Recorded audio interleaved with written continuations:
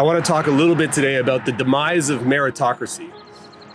For anybody who's built a business or done something difficult, you understand what meritocracy is. It means you do something that's hard and you're graded based on your ability to do that.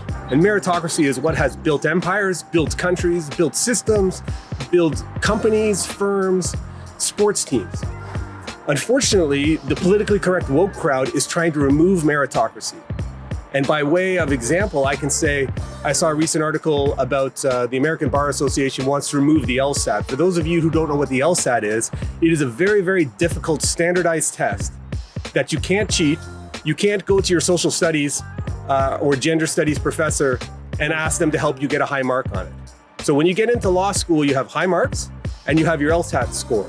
And they're both combined to see if you can gain entrance. I love LSAT scores because it shows the horsepower of the brain. If you can score well on the LSAT, I know that you have a certain horsepower brain that I can rely upon to solve problems for my clients. I find it ridiculous that they're considering getting rid of it because they want to promote diversity. Think of this from a heart surgeon perspective.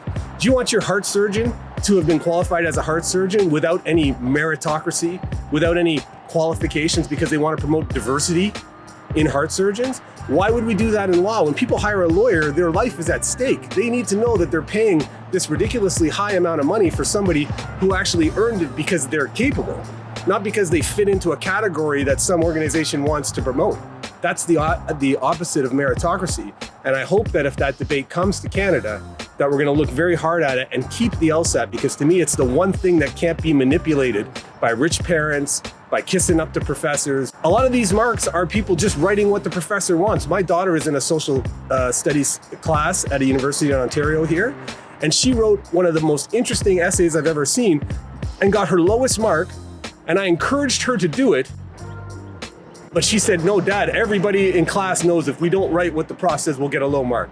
But it was very insightful, very logical, and she got her lowest mark of somebody who gets 90s because she dared to challenge a professor.